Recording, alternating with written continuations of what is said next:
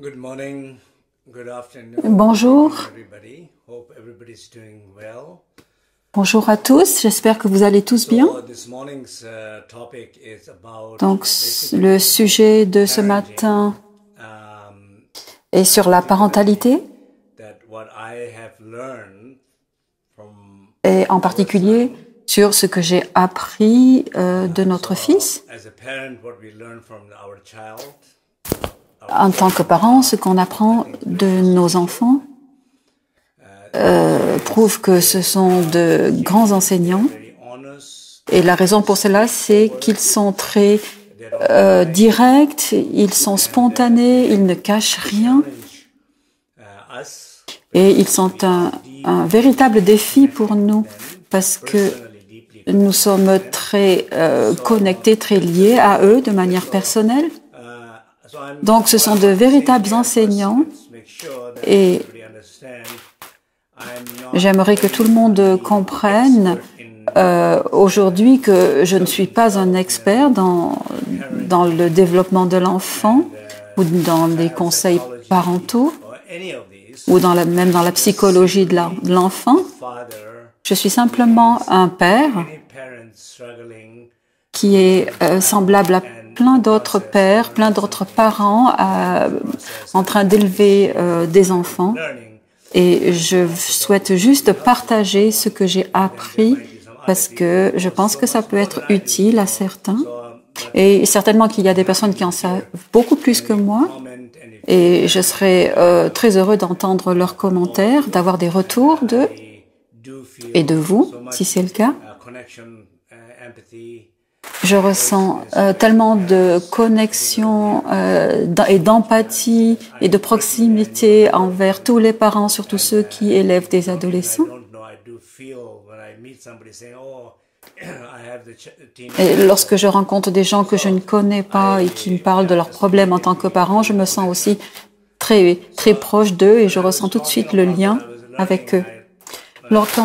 Lorsque je parlais de ce que j'ai appris il y a quelque temps, j'ai écrit 10 points Say few et il me semble que pas mal de personnes ont apprécié ça et j'aimerais en parler. and J'aimerais les renommer. so the first one is love them Le premier est they are angry with you. So love them. aimez-les même lorsqu'ils sont en colère avec vous.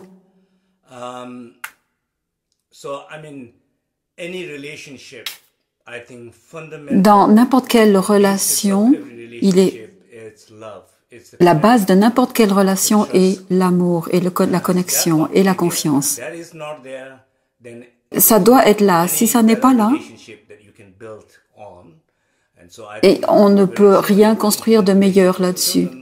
Donc il faut vraiment s'assurer avec les enfants que profondément à l'intérieur de nous, notre relation est vraiment basée sur l'amour. important that every time we ask Et ourselves, il est très important que chaque fois, nous nous demandions si cette base, cette fondation est vraiment là. Nous devrions toujours être connectés et augmenter cette capacité-là. to their children. No parent wants to Parce qu'aucun parent n'a l'intention d'être méchant avec ses enfants. make child feel sad. Personne n'aime être en colère, personne n'aime voir son enfant Why triste. we do that? Mais malheureusement, des fois, nous le provoquons toutes ces émotions chez nos enfants. Et nous le faisons lorsque nous nous sentons déçus, lorsque nous nous sentons tristes ou non respectés. With ourselves, Lorsque nous nous déconnectons de nous, like a negative emotion. nous ressentons ces émotions négatives. But because we are supposed to be more grown, adult, Mais comme nous sommes censés être plus matures they are developing que nos enfants, emotion. ils sont en train de se développer, ils se développent physiquement et émotionnellement. Supposed to be grown. So we Et nous sommes censés avoir déjà achevé ce développement. angry. Donc, lorsqu'ils sont en colère, il faut continuer à les aimer. Sometimes they would say things that you really don't want to. Parfois, ils disent des choses qu'on n'a vraiment pas envie d'entendre, des choses vraiment méchantes. You know, C'est pas grave. a tenons bon et maintenons un espace d'amour, d'ouverture et voyons qu'ils traversent un moment de frustration, un moment de défi, de confusion, que les hormones jouent un rôle, qu'ils sont en perte d'identité ou qu'ils sont en recherche d'identité.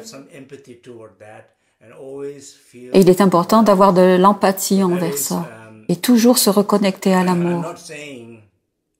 Je ne dis pas que c'est facile, mais je dis que c'est possible. La chose dont il faut se rappeler, c'est qu'il faut essayer et prioriser ceci. Vous pouvez ressentir et entendre leur colère. Quelquefois, ils utilisent des mots qui ne sont pas agréables, mais vous pouvez toujours maintenir cette connexion d'amour en vous et envers eux.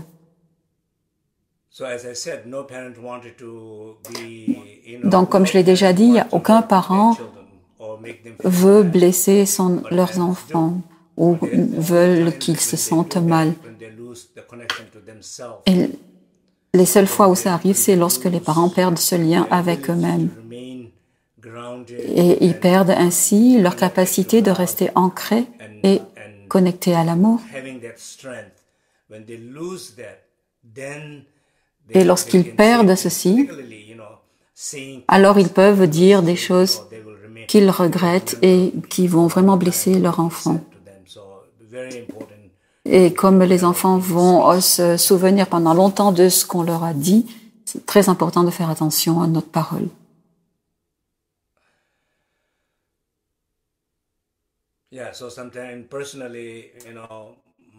Personnellement, en ce qui me concerne, mon fils se met en colère et dit des choses et je lui dis que c'est OK de ressentir de la colère et de l'exprimer, mais je lui dis aussi ne t'attends pas à ce que moi je me mette en colère et que je te répète les mêmes paroles que toi tu me dis. Et je lui dis c'est OK si tu ressens ça et si tu as envie de dire ces choses, d'accord. Si tu exprimes ta frustration, et c'est important qu'il se sente en sécurité d'exprimer cette frustration. C'est presque comme une thérapie. Le deuxième point que je voulais mentionner, c'est écoutez-les, même si vous n'êtes pas d'accord avec eux. Les enfants, quand ils grandissent,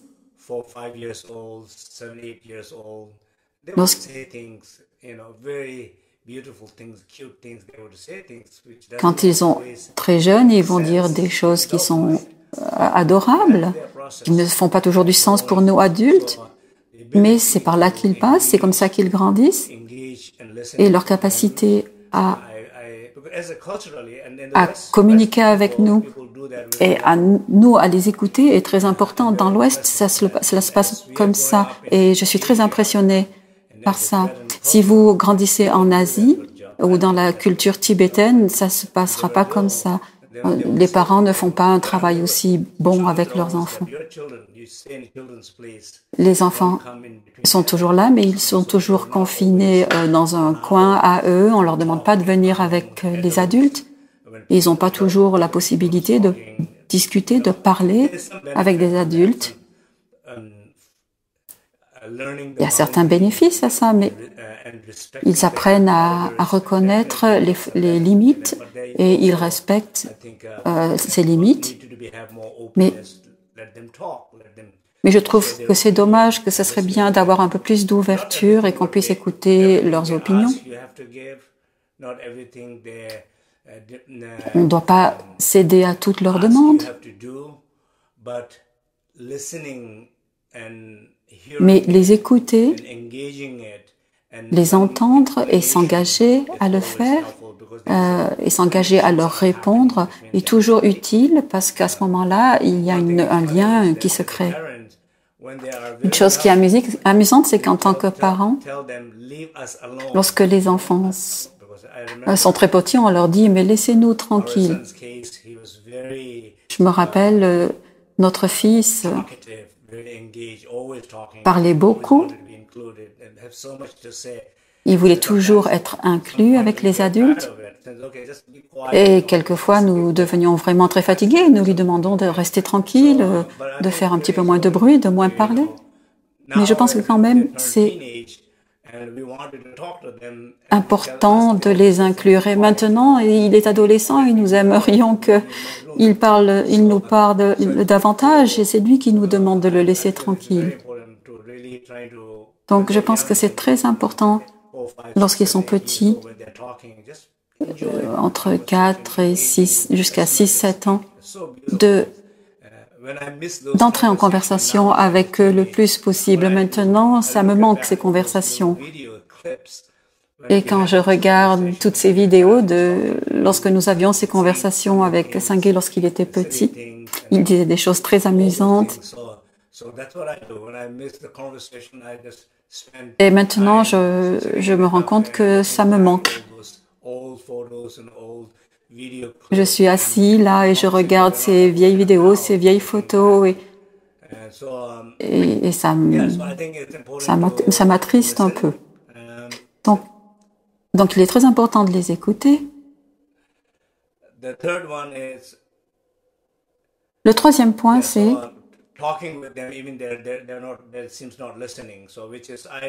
parlez-leur même s'ils ne semblent pas vous écouter. Et ça, c'est un point important aussi. Lorsqu'ils sont petits, entre 4 et 7 ans, comme je viens de le dire, c'est important de parler avec eux. Et c'est une opportunité que nous avons de partager leurs histoires, de parler de nos croyances, de nos valeurs, de ce qui est bon, de ce qui est mauvais. Et si on veut leur apprendre quelque chose, c'est un moment important de le faire à ce moment-là parce qu'ils sont vraiment là, très intéressés et enthousiastes à nous écouter. Donc il faut vraiment profiter de ce moment-là à ces âges-là. Mais lorsqu'ils deviennent adolescents, ce n'est plus tout à fait la même chose. Mais quand même, je pense qu'il est important de faire tout ce qu'on peut pour communiquer avec eux. Pour les parents, c'est un travail d'équipe. La responsabilité doit être partagée, bien partagée, et il est important que les parents communiquent bien à ce propos. Nous parlons chaque jour en tant que parents, nous communiquons parce que dans le bouddhisme, on dit souvent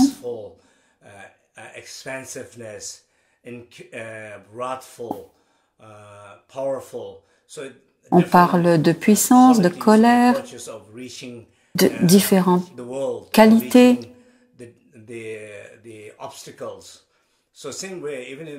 Qui nous mettent en lien avec des obstacles. Et quelquefois, il est important d'être fort, d'être amical, d'être calme ou d'être féroce. On peut être tout ça et en tant que parent, dans notre cas, quand on est en colère ou plutôt d'humeur disciplinaire,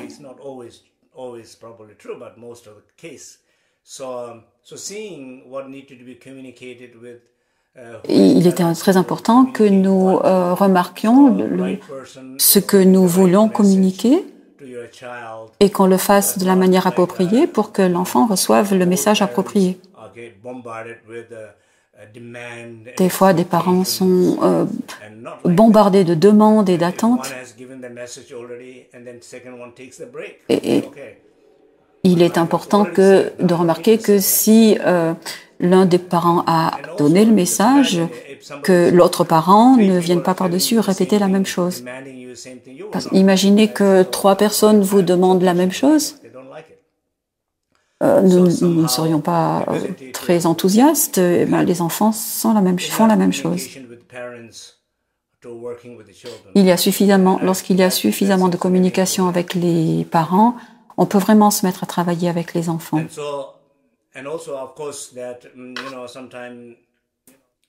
Et bien sûr, quelquefois, les enfants ont des oreilles, des yeux invisibles. Ils sont toujours en train de nous écouter, de nous observer, de la manière dont on discute avec d'autres personnes. Ils écoutent ce qu'on dit lorsque les gens sont partis, ils écoutent ce qu'on dit sur eux. Si vous dites quelque chose de méchant ou si vous faites un jugement sur les autres, ils vont l'entendre.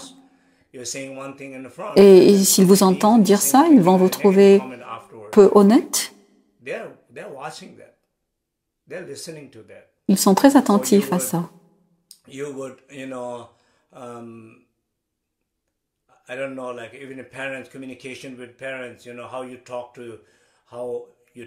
ne sais pas comment vous parlez à votre époux ou votre épouse. Est-ce que vous êtes tendre?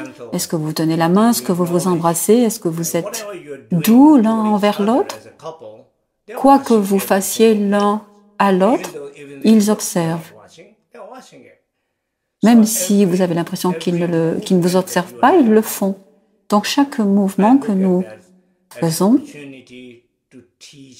je le vois comme une opportunité d'enseigner aux enfants.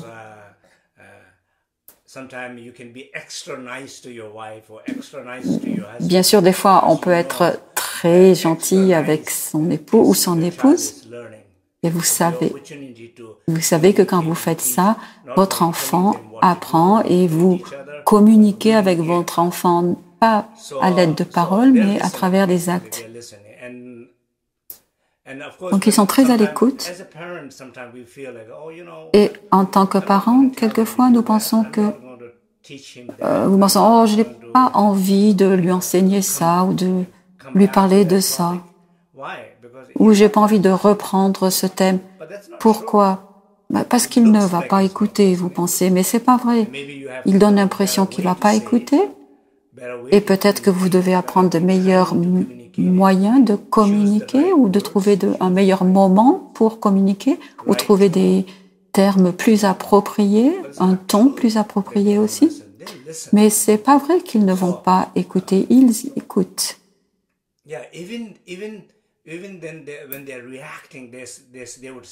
Même lorsqu'ils réagissent, parce qu'alors ils disent « Non, non, je veux pas faire ça » ou « Ça m'est égal ». Ils aiment beaucoup dire « Non, ça m'est égal » ou « Laisse-moi tranquille »,« Ferme la porte »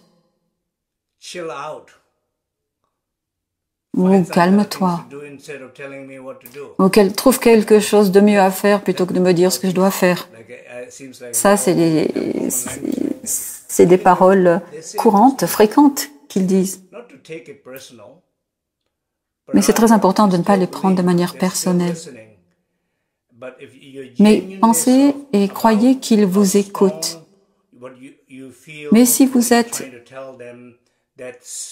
honnête avec ce que vous essayez de leur dire, et si vous le faites à partir d'un lieu d'amour, alors l'énergie avec laquelle vous allez véhiculer votre message va le faire passer. Très souvent, lorsque les parents pensent « Non, mais ils vont pas m'écouter, je vais pas lui dire quoi que ce soit maintenant », je pense que c'est une erreur.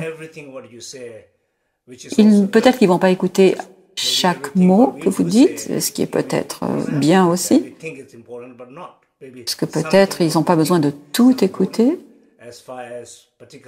Et on doit vraiment trier ce qu'on veut dire et qui est important. En général, ce qui concerne l'école, les règles, le temps passé sur l'écran, le comportement, leur éducation, leur santé, leur sécurité. Il y a des choses comme ça qui sont essentielles et sur lesquelles on ne peut pas faire de compromis. Ou par exemple de ne pas céder, de ne pas se résigner, mais poursuivre, insister. Donc, ceci est aussi important, mais en gros, ce que j'essaie de dire, c'est n'arrêtez pas de communiquer avec votre enfant. Et aussi, quelquefois, on s'attend à ce qu'ils soient plus proches de nous, on s'attend à ce qu'ils viennent nous parler, à ce qu'ils aient envie de passer du temps avec nous. C'est naturel comme attente de la part de parents.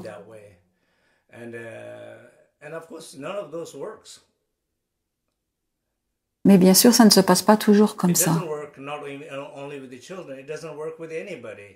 Ça ne marche pas non seulement avec les enfants, mais avec tout le monde. Si quelqu'un s'attend à ce que vous fassiez quelque chose, mais que ces personnes ne sont pas respectueux de vous, vous n'allez pas forcément répondre. Mais si quelqu'un vous respecte et vous demande avec bienveillance quelque chose, là, vous allez vouloir entrer en contact. Donc, ça doit venir des enfants, cette volonté de passer du temps avec leurs parents. Les enfants, s'ils pensent qu'ils ont envie de penser, de discuter avec leurs parents, alors à ce moment-là, il faut en profiter. Mais sinon, si ce n'est pas le cas, il faut attendre. Mais il ne faut pas gâcher ce temps-là en disant « Oh, mais maintenant, ça fait trop longtemps que j'attends ». Il faut vraiment être patient et attendre qu'ils veuillent bien se montrer disponibles. Il faut les laisser respirer, et il faut leur laisser le temps. Lorsqu'ils sentent qu'ils ont pu respirer, qu'ils ont pu traverser un certain processus, qu'ils ont pu avoir suffisamment de temps pour eux et qu'ils ont pu se détendre, alors à ce moment-là, ils vont venir vers vous et ils viendront d'abord pour des brefs moments, peut-être 2 minutes, mais c'est déjà bien. Peut-être on peut s'attendre à un repas entier à passer avec eux, mais si c'est 2 minutes, c'est très bien de l'accepter parce que les fois suivantes, ça sera peut-être 5 minutes ou 10 minutes ou plus. Donc, ne jamais forcer ce processus-là. C'est important.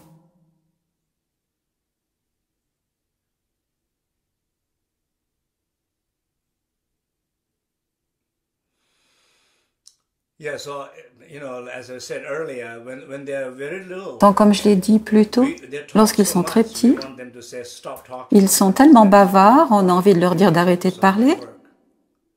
Et laisse-nous travailler, ça c'est ce qu'on leur dit des fois.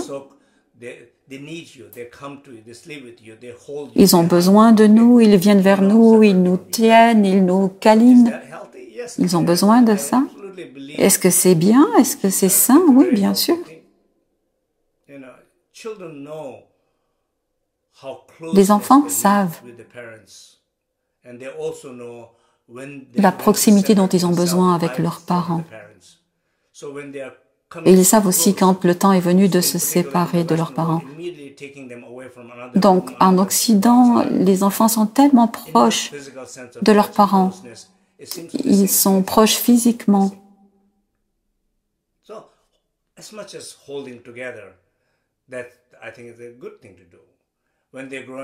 Donc, c'est très important de respecter ce besoin-là. Et lorsqu'ils grandissent, à ce moment-là, ils ne veulent plus être avec leurs parents. Et là, on essaye de les forcer à être avec nous. Alors, c'est aussi sain, c'est important. Chez nous, les liens familiaux sont très, très forts.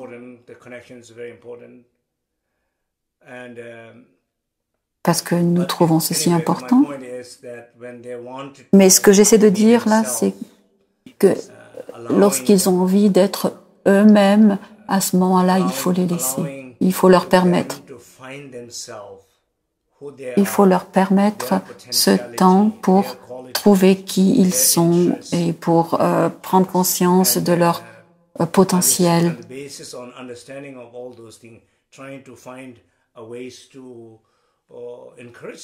Et il est important de trouver un moyen de les encourager à maximiser leur potentiel.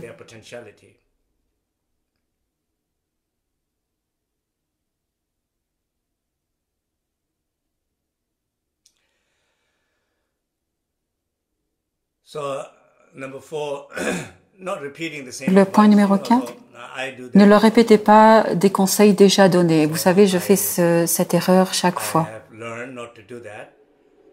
J'ai appris maintenant à ne plus le faire et je trouve que je me débrouille pas mal. Donc en tant que parent, le papa dit quelque chose, puis la maman arrive et dit la même chose, ensuite les deux le disent en même temps.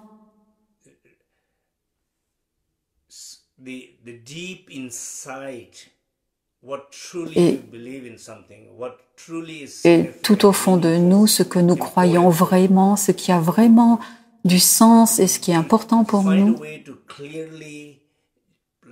si on trouve un moyen de l'exprimer clairement avec bienveillance et sensibilité,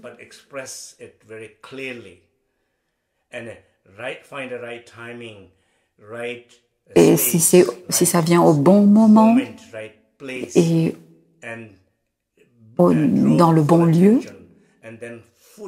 et qu'on arrive à capter l'attention totale de l'enfant, alors à ce moment-là, ils vont sentir que c'est quelque chose de sérieux. Et ils vont sentir qu'on a vraiment, que c'est important pour nous. Donc, le message, là, passe bien. Alors, une personne passe ce genre de message et ça suffit. Quelquefois, nous répétons tant de fois la même chose que ça les embête vraiment. Et je suis sûre que vous avez fait l'expérience de ça, donc il faut vraiment apprendre à ne plus le faire.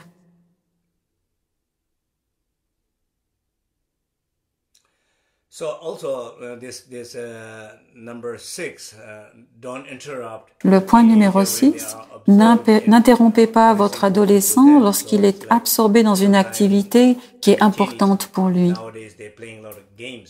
Les adolescents de nos jours jouent beaucoup à des jeux sur l'ordinateur, où ils parlent avec leurs amis, ils font leurs devoirs, ils sont dans leur chambre à faire quelque chose. Et en tant que parents, on veut être gentil, on veut les aimer, donc on fait des choses peut-être qu'ils ne veulent pas. On en fait un petit peu trop. Et ils ont pas toujours besoin. Et nous, quand on fait ces choses supplémentaires pour eux, on s'attend à ce qu'ils nous montrent de la gratitude ou de l'enthousiasme. Et ils ne le font pas. Ils disent juste, tu m'apportes ça, ok, pose-le là et puis ferme la porte. Et nous, on pense, mais j'ai passé du temps à préparer ça pour toi. Je t'ai apporté quelque chose, un petit cadeau, et j'aimerais m'approcher de toi et te le donner. Et tu me dis même pas merci, tu me dis juste, sors de ma chambre. Quelquefois, ça arrive. Mais l'important est de ne pas se sentir blessé et accepter que ça arrive. Et il faudrait mieux même de ne pas y aller. Ils n'ont rien demandé de spécial, donc laissons-les seuls avec ce qu'ils sont en train de faire. Nous avons tous besoin de temps pour nous, où on veut être laissés en paix, où on veut rester tranquille sans être interrompu. Et eux, c'est la même chose, ils en ont besoin et il faut respecter leur espace. Donc ça aussi, c'est important.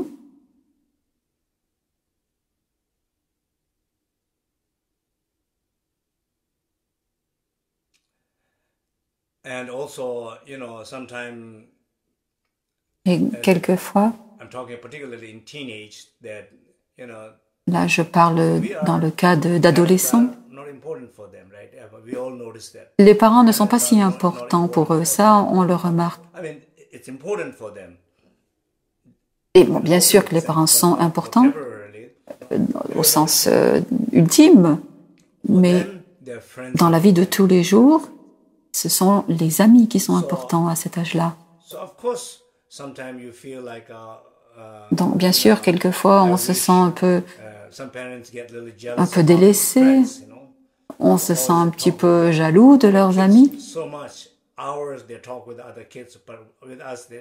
On voit qu'ils parlent pendant des heures à d'autres jeunes et avec nous, ça dure pas plus de 5 minutes. Mais il n'y a aucune raison de devenir jaloux. Quand ils étaient petits, ils parlaient beaucoup et maintenant, ils parlent beaucoup à leurs amis. Donc, acceptons ça et laissons-leur l'espace de le faire.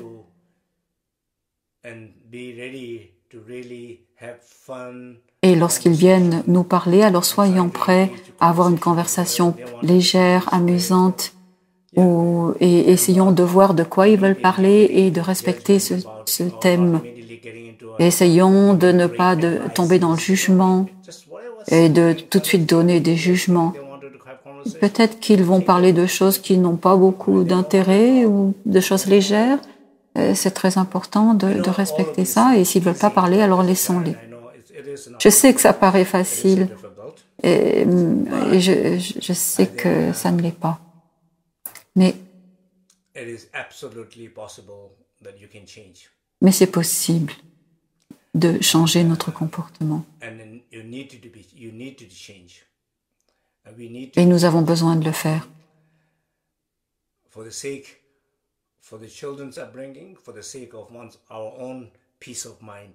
Tout simplement pour être en paix et pour pouvoir élever nos enfants de la meilleure façon possible sans devenir trop stressés. Le point numéro 7, aidez-les à trouver qui ils sont plutôt que d'en faire une copie de nous-mêmes. C'est très important parce qu'on essaie tous de faire ça. Les parents qui sont docteurs aimeraient que leurs enfants deviennent docteurs. Ceux qui sont lamas aimeraient que leurs enfants le deviennent. Même chose avec les prêtres. Ou les gens qui sont dans les affaires aimeraient que leurs enfants aussi continuent cette tradition-là.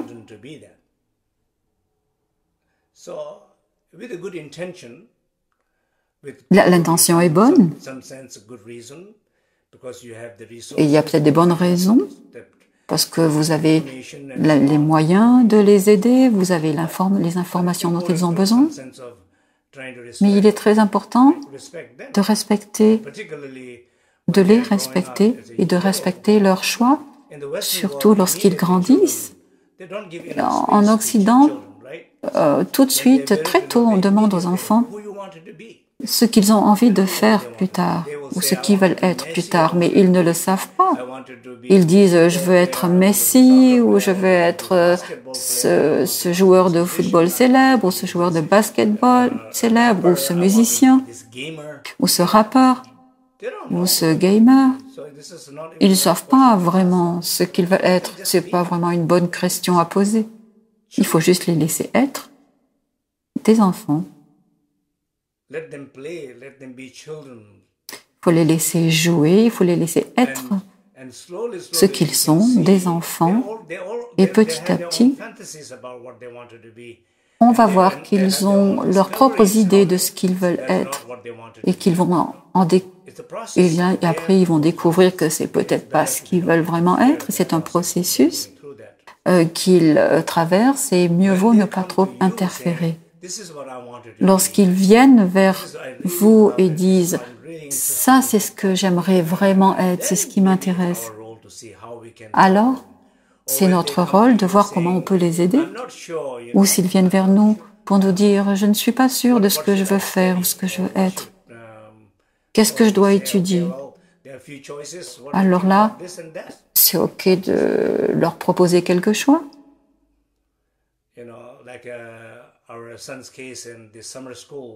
Dans le cas de notre fils, on l'encourage de prendre des cours d'été. Il devait choisir des sujets, il y en avait quelques-uns, des branches, des thèmes. Et il nous disait qu'il n'était pas très sûr de ce qu'il voulait choisir. Et on lui a dit que le module sur la communication ou le parler en public, l'expression en public, ce serait une bonne chose. Et lui, il a décidé finalement de choisir une introduction aux affaires. Et ce que j'essaie de dire là, c'est que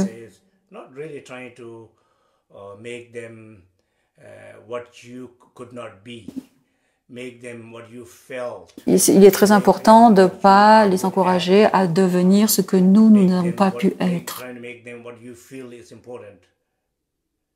Et il est très important que nous ne les encouragions pas à devenir ce que nous pensons qui est important.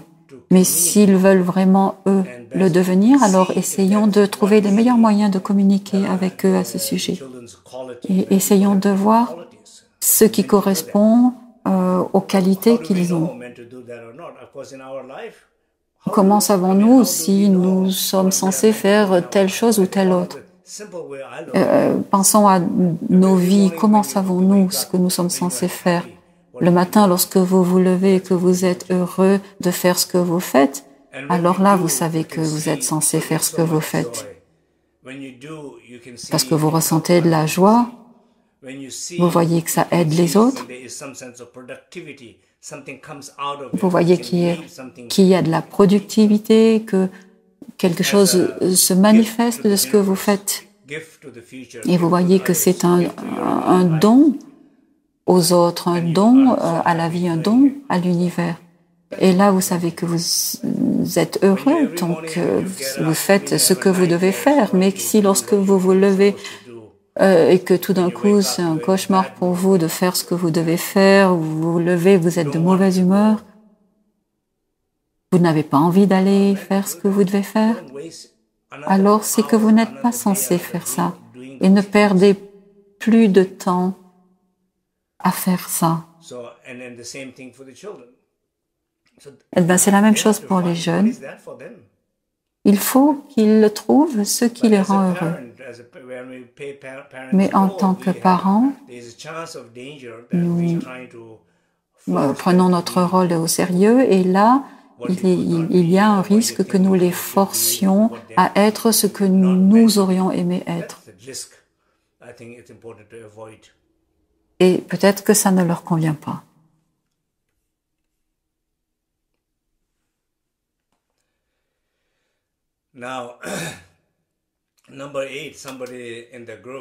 Le point numéro 8, quelqu'un dans le groupe a dit « Oh, s'il vous plaît, parlez du point numéro 8 parce qu'il est important. Adopter des règles et des habitudes justes et cohérentes. » C'est probablement la chose la plus difficile à faire. Et c'est aussi la chose la plus importante.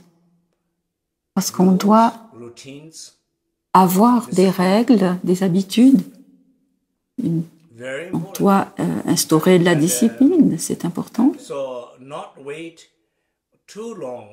Donc il est important de ne pas attendre trop longtemps. On ne peut pas attendre qu'ils soient adolescents pour instaurer des règles. Lorsqu'ils ont entre 8 et 11 ans, c'est des âges auxquels on peut déjà commencer à avoir des règles disciplinaires, surtout en rapport avec la technologie, parce qu'avec le temps qui passe sur les médias sociaux, le Natel, le téléphone portable, l'ordinateur, là, nous devons vraiment intervenir.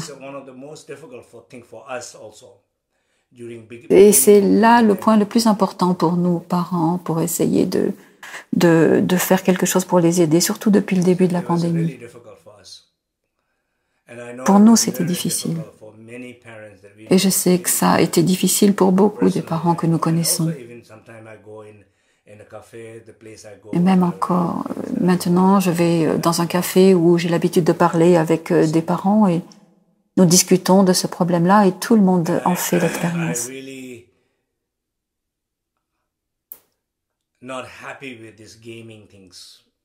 Et je suis vraiment très malheureux quand je vois la destruction que ces jeux causent chez nos enfants. C'est vraiment de la destruction.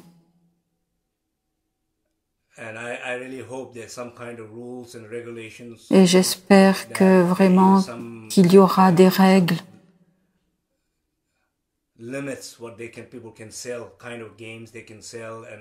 des limites qu'on va pouvoir fournir avec les jeux qui sont vendus, parce que Ils détruisent nos enfants. Mais en attendant, nous devons définir des règles. Mais c'est pas juste que pour les jeunes, les adultes aussi sont très addicts à l'Internet. Il y a des choses nécessaires que nous faisons grâce à l'Internet, mais il y a beaucoup de choses inutiles aussi. Donc, plus tôt on peut les discipliner,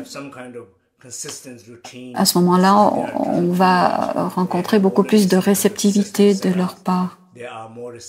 Parce que quand ils sont plus grands, à ce moment-là, ils vont avoir un système de protection et ils vont être un peu plus reluctants à accepter nos règles.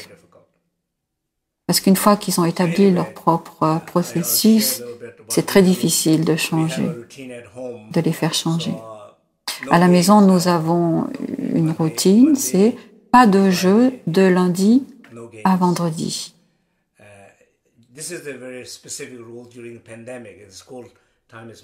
Ça, c'est la règle qu'on a établie pendant la pandémie. Avant, c'était différent.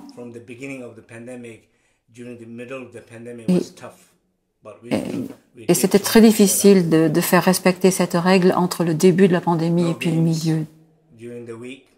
Pas de jeu pendant la semaine, de lundi à vendredi.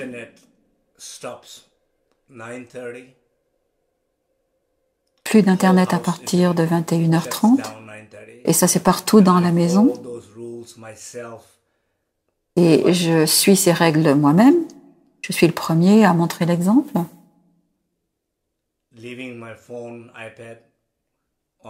Je laisse mon iPad, mon téléphone sur la table de la cuisine avant 21h30 parce qu'à 21h30, c'est là où Internet s'arrête.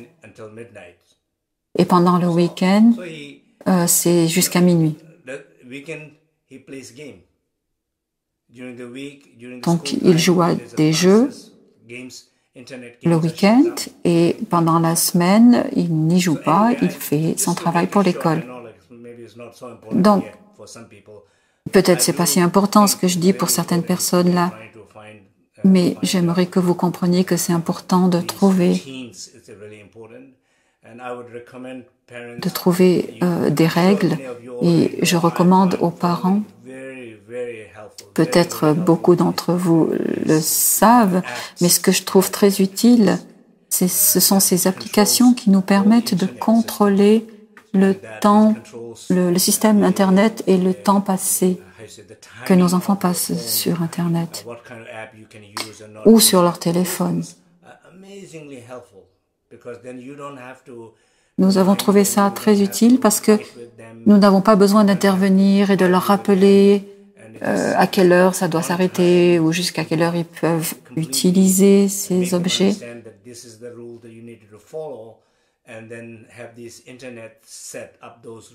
Et grâce à ces applications qui règlent, qui gèrent le temps, c'est beaucoup plus facile parce que tout s'arrête automatiquement sans que nous intervenions. Ils s'y attendent.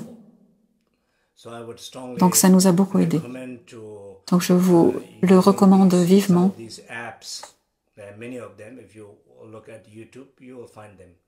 Et il y a beaucoup de ces applications, vous les trouverez facilement.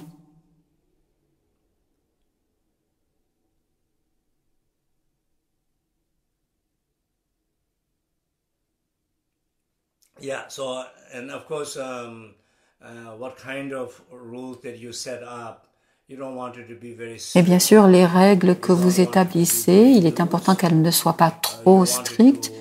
Il est important qu'elles ne soient pas trop lâches non plus. Et ça, il faut trouver le juste milieu. C'est des choses que vous devez discuter entre parents et enfants.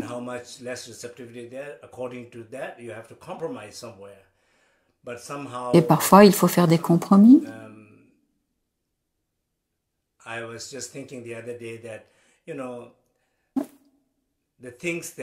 L'autre jour, je me disais que les choses dont je suis content en tant que père, ce sont les règles que nous avons instaurées au sujet d'Internet. Parce que Pour moi, c'est vraiment très important. Pour moi, il était clair que je devais vraiment insister et faire respecter ces règles. Et comme ces règles ont été édictées à partir de ce sentiment de conviction qu'il fallait qu'elles soient respectées, même si ça ne les rend pas heureux, ils ont compris qu'il n'y avait pas moyen de négocier ça. Mais si vous n'arrivez pas à édicter des règles avec autant de clarté et de force, là, à ce moment-là, vous allez voir qu'ils vont sentir qu'il y a un moyen de négocier. Ils vont sentir la faiblesse chez vous et ils vont plus facilement enfreindre les règles et ne pas suivre la routine que vous voulez instaurer. Et là, c'est pas terrible.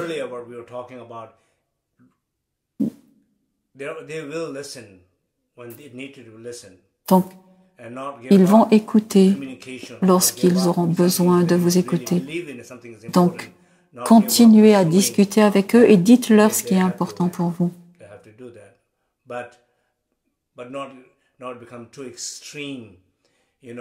Mais sans devenir non plus trop extrême ou de punir de manière excessive ou d'en venir à des disputes. Parce qu'au bout d'un moment, ça fatigue et à ce moment-là, plus rien n'est respecté. Donc, je peux comprendre que ça mène à des moments, des conflits, mais en gros, ce que j'essaie de dire, c'est d'essayer de ne pas instaurer des règles trop strictes. Dans le bouddhisme,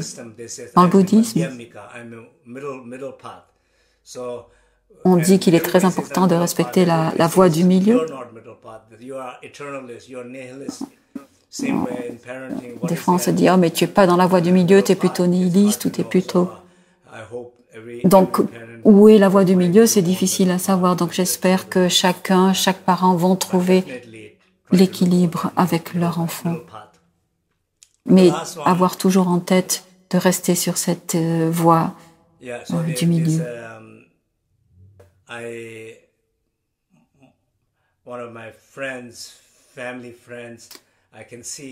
L'un des amis de la famille s'attendait à ce que ses enfants soient aussi tendres et aussi aimants en tant qu'adolescents que lorsqu'ils étaient plus petits. Et ça, il faut accepter qu'ils ne se comportent plus comme ça.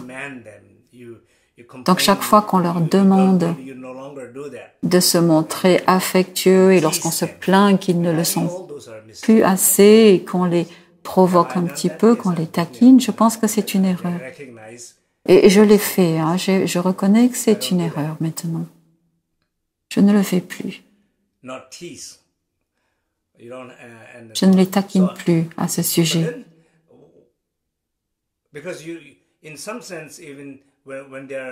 Dans un sens, lorsqu'ils s'éloignent de nous, regardons ça comme quelque chose de sain et essayons de voir qu'ils essayent de devenir indépendants et qu'ils sont en train de construire leur force psychologique, leur force émotionnelle. Ils essayent d'être des guerriers dans ce monde. Ils apprennent à ne pas dire oui à tout, ils vont défendre leurs droits. Ils essayent tout ça. Et il faut comprendre qu'on doit les encourager dans cette direction. Leur apprendre à se battre, mais dans le bon sens du terme. Lorsqu'ils viennent vers nous avec cette énergie, c'est un peu difficile pour nous, ça nous choque des fois, on s'y attend pas toujours. C'est des choses qu'ils n'ont pas toujours faites auparavant et maintenant, ils le font. Mais regardons ça comme un acte positif. Peut-être qu'ils disent des choses qui nous semblent désagréables. Et si on leur répond de la même manière, là, on manque l'opportunité de leur apprendre quelque chose. On manque l'opportunité de leur montrer comment réagir correctement à quelqu'un qui nous agresse. S'ils sont en colère avec vous et que vous êtes en colère avec eux, ce que vous leur apprenez, c'est vous leur apprenez ce qu'est la colère. Mais lorsqu'ils sont en colère avec vous et que vous leur répondez par de l'amour, sans vous sentir victime, mais si vous le faites d'un point de confiance et de bienveillance, vous allez faire une différence chez lui, chez eux. Si vous leur dites « Je comprends que tu souffres, je comprends que tu traverses un moment difficile, mais surtout ne t'attends pas à ce que moi je réagisse comme tu le fais. »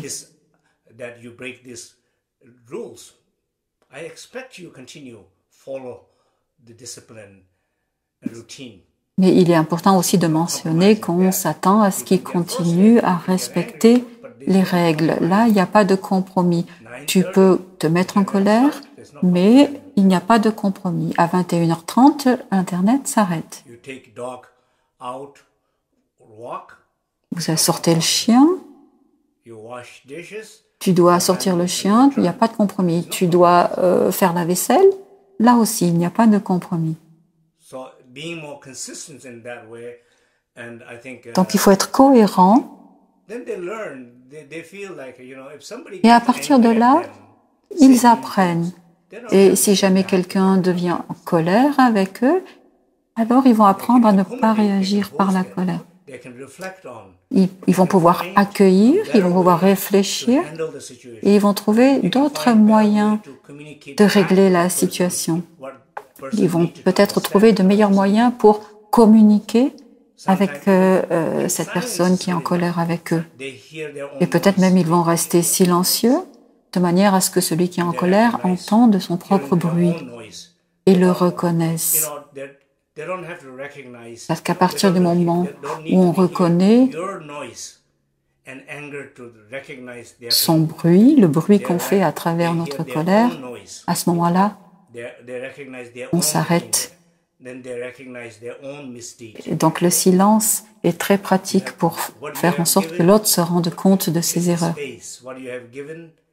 Donc ce qu'on fait en restant silencieux, c'est qu'on donne de l'espace à l'autre.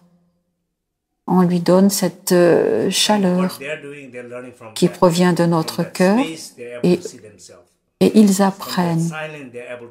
À partir de cet espace, ils arrivent à prendre conscience de l'état dans lequel ils sont. Donc c'est la même chose avec nos enfants. Dans un sens,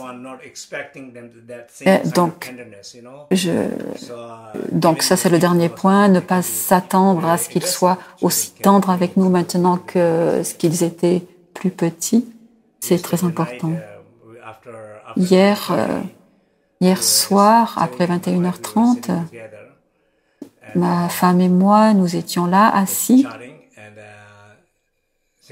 on partageait. Et Sangé est arrivé, il chantait une chanson, il avait l'air joyeux.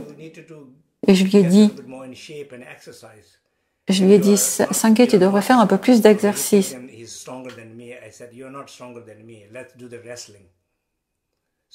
Et il m'a dit, Mo, tu es pas plus fort que moi. Je lui ai dit, si, je suis plus fort que toi. Il a dit, ok, faisons un peu de lutte. Alors nous nous sommes mis à nous battre. Et à un moment, je l'ai mis par terre. Et il était un peu surpris. Et puis il est parti. Et après, je lui ai dit, tu sais, tu as vraiment besoin de faire un peu d'exercice. Et il a dit, non, je suis plus fort que toi. Je vais encore essayer. Donc on s'est encore battu. Et je l'ai encore mis par terre, bien qu'il soit plus grand que moi. Mais c'était rigolo. Parce que nous avons joué avec ça. Et ça, nous le faisions tout le temps quand il était petit. Quand je rentrais à la maison, il me disait, ah baba, allez, abattons-nous. Et c'était magnifique de pouvoir refaire ça hier soir. I'm not sure if this is helpful or Alors, voilà, je ne sais pas si ça vous aide, tout ceci, but is it helpful? mais How many of you have children? combien d'entre vous ont des enfants? Regardons un petit peu, essayons de dialoguer ensemble. So in a sense, the other day I was telling. Donc, dans un sens, l'autre jour, je disais, en tant que lama, on dit toujours comment se libérer du samsara. Donc là, je n'enseigne pas à essayer au-delà du samsara, mais là, j'enseigne comment vivre correctement dans le samsara.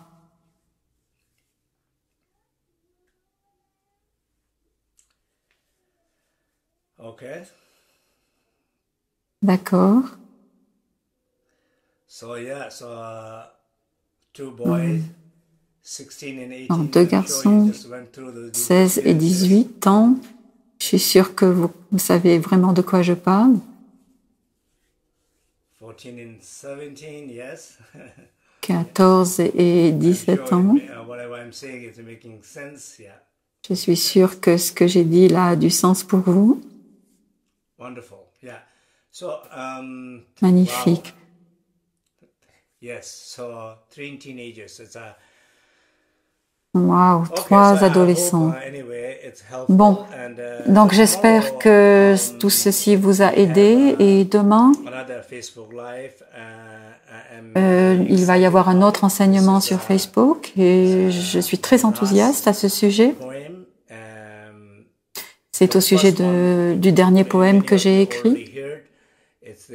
Le premier poème, beaucoup d'entre vous l'ont entendu, ça s'appelle « Qui suis-je » et le dernier s'intitule « Je ne suis personne ». Nous avons fait une vidéo sur le premier poème et nous allons publier toutes les traductions. Il a été traduit dans plusieurs langues. Nous allons partager ça. Nous allons faire une méditation sur ce poème parce que je le ressens comme très proche. La musique est très très belle. Donc ça sera très méditatif et je vous recommande vraiment de méditer sur ce poème plusieurs fois par jour et je suis sûre que vous verrez une différence. Parce que quand on est parent, l'un des problèmes que nous avons, c'est que nous nous identifions à quelque chose. Et je le vois très clairement ça. Parce qu'en tant que parents tibétains, nous avons des difficultés supplémentaires, beaucoup plus que si nous étions d'ici.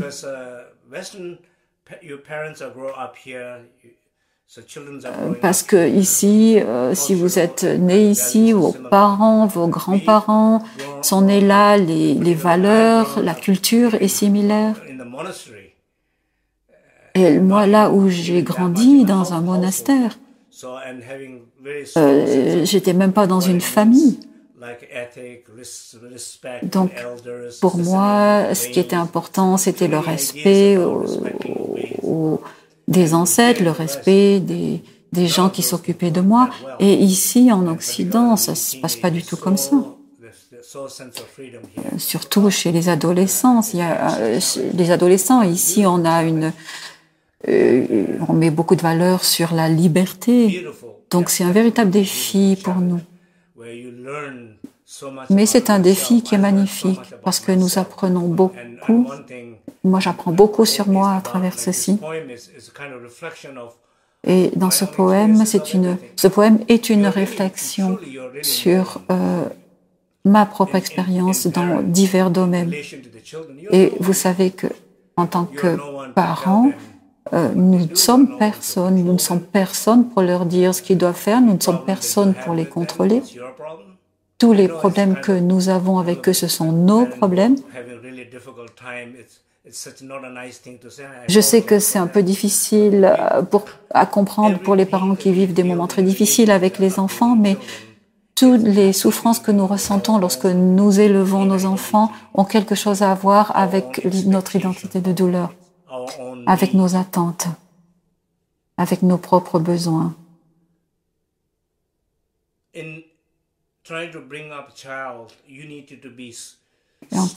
Lorsqu'on élève les enfants, il est important que nous soyons forts, que nous soyons ouverts. Il est important que nous soyons plus forts que notre enfant. Si l'enfant est en colère, ne soyons pas en colère. S'ils nous disent des choses méchantes, ne leur répondons pas des choses méchantes aussi. S'ils veulent désobéir aux règles, là, insistons et soyons forts. Mais toutes ces choses viennent de notre identité, donc il est important de le reconnaître. Donc ce poème, Je ne suis personne, peut nous aider.